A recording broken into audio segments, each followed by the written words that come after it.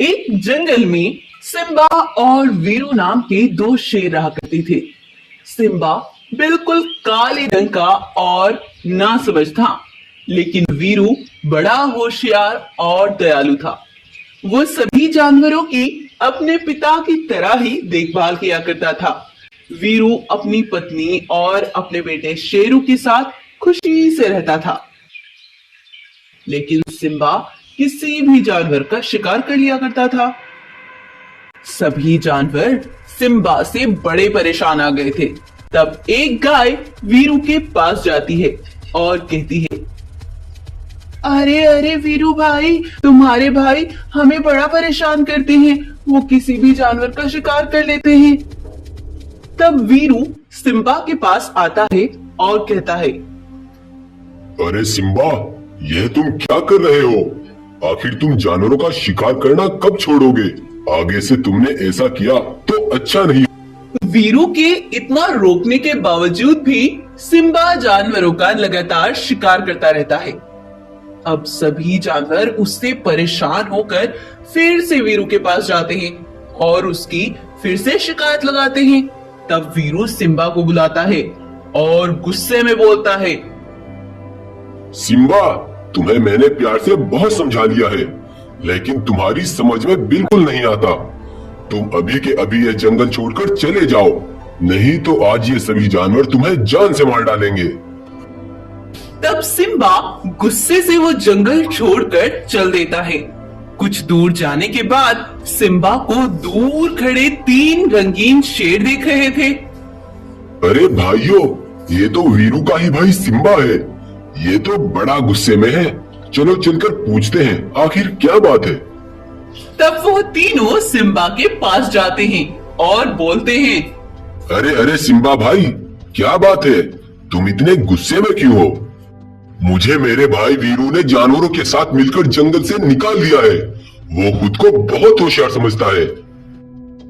यह सुनकर एक रंगीन शेर सोचता है, अरे ये तो और भी अच्छा मौका है वीरू को मरवाने का।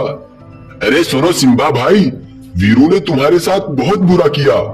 तुम्हें उससे अपना बदला लेना होगा, नहीं तो सभी जानवर तुम्हें कमजोर समझेंगे। तब सिम्बा उनकी बातें सुनकर और भी गुस्सा हो जाता है और वो वीरू से बदला लेने की ठान लेता है और वो रात होने पर उन रंगीन शेरों के साथ मिलकर वीरू को मरवा देता है। तभी वहीं पर खड़ी एक गाय यह सब देख लेती है। तब शेरनी अपने बेटे को लेकर उसके पास जाती है। सुनो गाय बहन, ये दुष्ट शेर मेरे बेटे को भी मार डालेंगे। तुम इसे लेकर यहाँ से भाग जाओ। तब गाय शेरनी के बेटे को लेकर वहां से दूसरे जंगल चली जाती है और वो रंगीन शेर शेरनी को भी जान से मार डालते हैं। और तब सिम्बा से कहते हैं, सुनो सिम्बा, हम यहाँ पर वीरू को ही मारने आए थे, लेकिन तुमने खुद ही अपने भाई को मरवा डाला। अब हम तीनों इस जंगल पर राज करेंगे। तब वो तीनों शेर सिम्बा को एक पिंजरे में कैदी बना लेते हैं। धोखेबाज शेर, तुमने मेरे साथ बहुत गलत किया है। तुम्हें इसकी कीमत चुकानी होगी। तब वो तीनों रंगीन शेर वीरू को मारकर और सिम्बा को कैद करके खुद जंगल पर राज करते हैं और वो तीनों रोज किसी ना किसी जानवर का शिकार कर लिया करते थे। अब कुछ साल बीत गए। गाय शेरनी के बेटे शेरू को लेकर इस जंगल पहुंचती है और उसे उसके बचपन में बीती हुई सारी बातें बताती है। पहले तो शेरू को अपने माता पिता की मौत के बारे में ये सुनकर बड़ा दुख होता है। साथ ही उसे उन रंगीन शेरों पर भी बहुत गुस्सा आता है। तो बताओ गाय माँ, मेरे चचा सिम्बा अभी कहाँ पर होंगे? बेटा, तुम्हारे चचा को उन 3 रंगीन शेरों ने एक काली पहाड़ी के पीछे कैद कर रखा है। तब शेरू जल्दी से अपने चचा के पास पहुंचता है और उन्हें आजाद करा लेता है। तब सिम्बा दुखी मन से शेरू से कहता है, मुझे माफ कर देना बेटा, मैंने उन रंगीन शेरों के बहकावे में आकर तुम्हारे पिता को मरवा डाला था। मुझे माफ कर दो। अब ये बातें करने का समय नहीं है। चलो पहले हमें उन रंगीन शेरों से अपना बदला लेना होगा। तब वो दोनों उन रंगीन शेरों के पास पहुंचते हैं।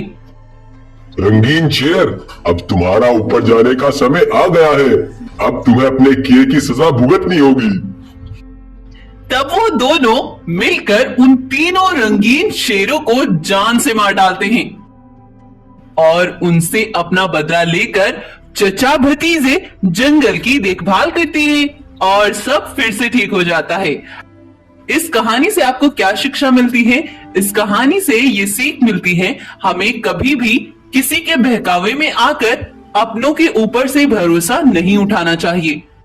अगर आपको ये कहानी इंटरेस्टिंग लगी है तो इसको लाइक करें, शेयर करें और चैनल को सब्सक्राइब करें।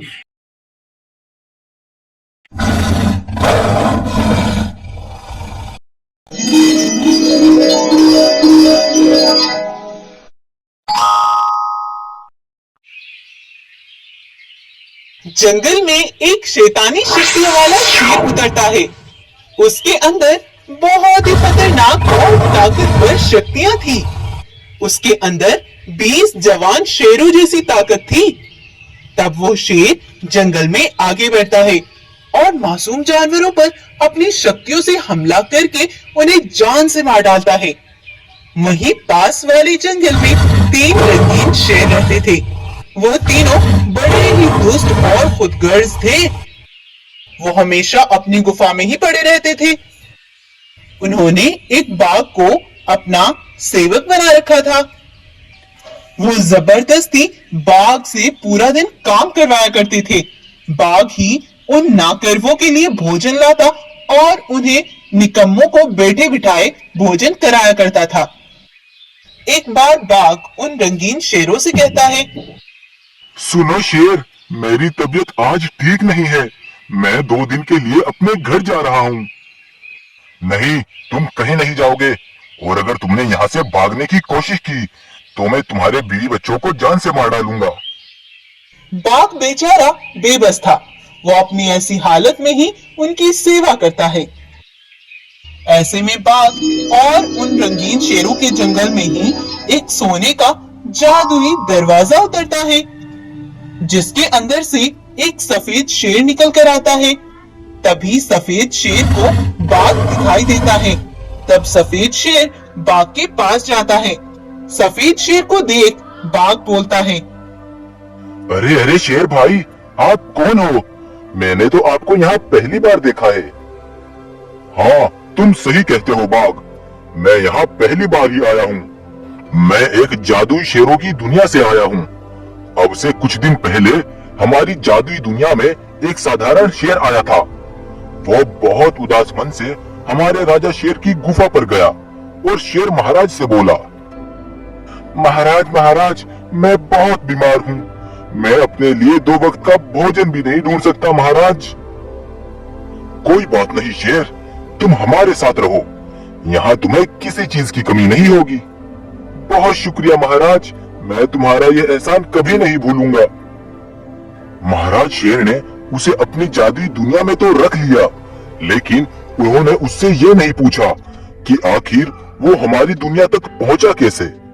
हाँ शेर भाई, यही तो मैं सोच रहा हूँ। लेकिन फिर उसके बाद क्या हुआ? हुआ यह था बाघ कि हम सब शेरों की जादुई शक्तियां रात के समय एक जगह इकट्ठी होकर सारी शक्तियां एक जादुई मणि के अंदर चली जाती थी, और वो मणि हमारे महाराज की गुफा के सामने ही रखी रहती थी। तो उस रात उस धोखेबाज शेर ने वो मणि चुरा ली और उसे उठाकर अपनी गुफा में ले गया। सुबह होते ही उस मणि की शक्तियां उस शेर ने अपने अंदर ले ली और वहां से भागकर यहाँ धरती पर उतर आया। अब हमारी दुनिया में एक भी शेर पर शक्ति नहीं रही। अच्छा, तो ये बात है, लेकिन अब वो मणि तुम ढूंढोगे कैसे? आज रात हम दोनों पास वाले जंगल में जहाँ वो शेर है वहाँ उसकी रात को निगरानी करेंगे, क्योंकि रात को वो शक्तियाँ मणि के अंदर आ जाती है। आज रात हम उस मणि को उस गद्दार शेर से छीन लेंगे और उससे ये भी पता करेंगे कि वो हमारी दुनिया तक पहुंचा कैसे था। हाँ, तुम बिल्कुल सही कहते हो भाई, मैं तुम्हारी मदद जरूर करूंगा। तब वो दोनों आज रात उस शेर की निगरानी करते हैं। कुछ देर बाद वो शक्तियां उस मणि के अंदर चली जाती हैं। तब जल्दी से जाकर वो सफेद शेर उस मणि को उठा लेता है और सुबह होने पर उस शेर से पूछता है, बताओ गद्दार शेर, तुम हमारी दुनिया तक पहुंचे कैसे थे? अगर तुमने सच नहीं बताया तो मैं तुम्हें जान से मार डालूंगा। ठीक है, मैं बताता हूँ। जिन रंगीन शेरों का सेवक बन के बाघ काम करता है, उन्होंने ही मुझे तुम्हारी दुनिया तक पहुंचाया था। उनके अंदर कुछ जादुई शक्तियां हैं। उन्होंने तुम्हारी शक्तियों को मुझे चुरा कर लाने को बोला था। मैं कल ही उन्हें ये शक्तियां देने वाला था। अच्छा, तो ये बात है। चलो बाघ, फिर उन्हें सबक सिखाते हैं। तब वो दोनों उन रंगीन शेरों के पास पहुंचते हैं और सफेद शेर उन्हें अपनी जादुई शक्तियों से जान से मार डालता है। सुनो बाघ, तुमने मेरी मदद की और तुम एक अच्छी आदत वाले भी हो। मैं तुम्हें कुछ शक्तियां देता हूँ, तुम उनसे अपने जंगल की रक्षा करना। तब सफेद शेर बाघ को कुछ शक्तियां देता है और वहां से चला जाता है। उसके बाद से बाघ भी अपनी बीवी बच्चों के साथ हंसी खुशी रहने लगता है।